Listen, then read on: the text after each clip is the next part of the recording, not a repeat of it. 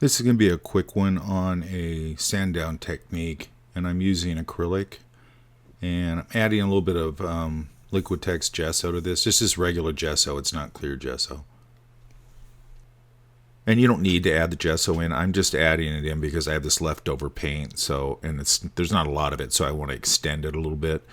And by the way, this acrylic, which is golden, has been in my Stay Wet palette. And this paint's probably at least 3 weeks old, and it's still usable. And I'm going to put these layers down a little bit thick. You can play around with how thin or thick you want your layers. And if you notice too, if you haven't used gesso, how it kind of holds the brush marks, which is really nice if you just want to put a layer down to get a really painterly surface.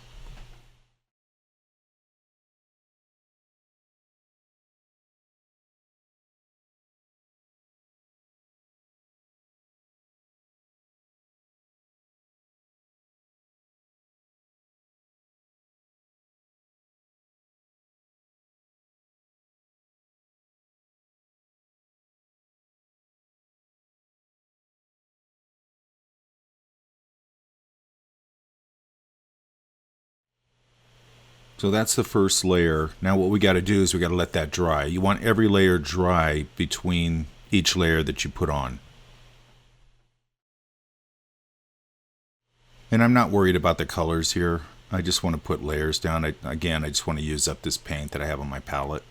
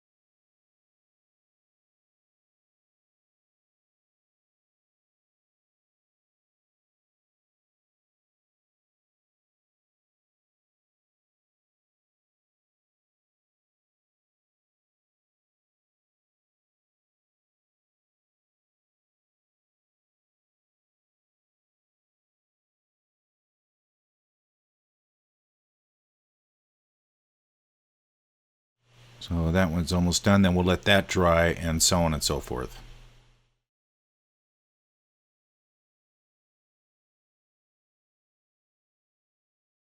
So I'm going to start making some marks in here. Like one time I did this and I built the layers of an American flag on it because I needed that for the backdrop of a painting I was going to do. But I wanted a little bit distressed, so I sort of did one layer with white, one layer with the red stripes, one layer with the field for the stars, and then the stars, and so on and so forth. And then and you'll see later, as I sand down the layers, it'll reveal the stuff underneath it.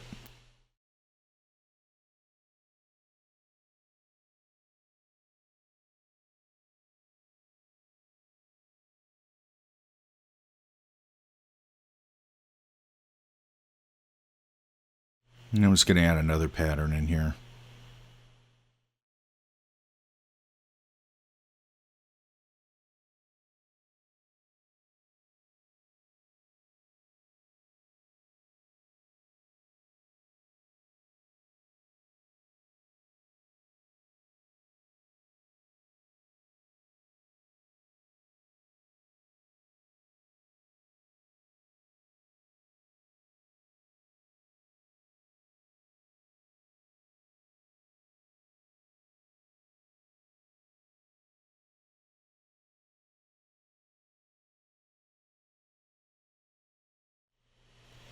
And I just grabbed a couple of, I think 3 different grits of sandpaper. So I got a really heavy one, a lighter one, and then one sort of in between.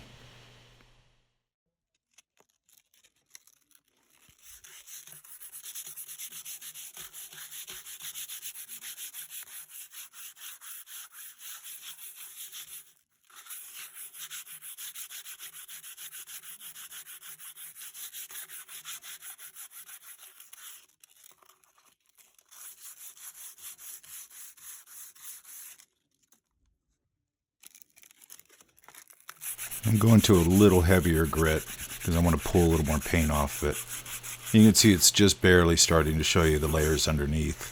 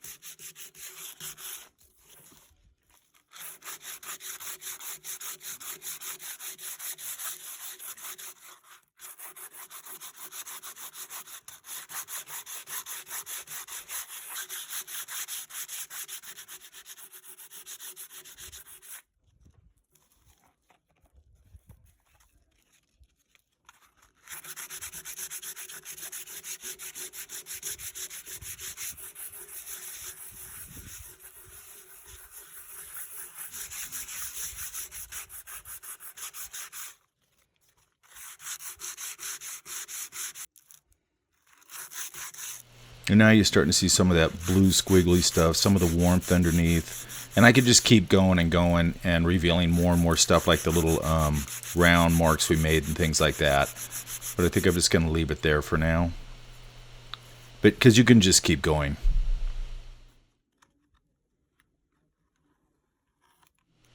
And by the way, I put 7 layers in here because when I learned this technique, they called it a 7-layer sand down technique. I don't really think it matters how many layers you do. And there it is with the tape off of it. I could use this for a backdrop for a painting, illustration, sort of like this one. This is a really old one. And then I just went back in and painted on top of all these textures. And it just gives you a really nice textural background. I could even use it as a starting point on a plein air piece just to have some sort of underpainting under it. And that's it. Any questions on it, we'll talk about it in class.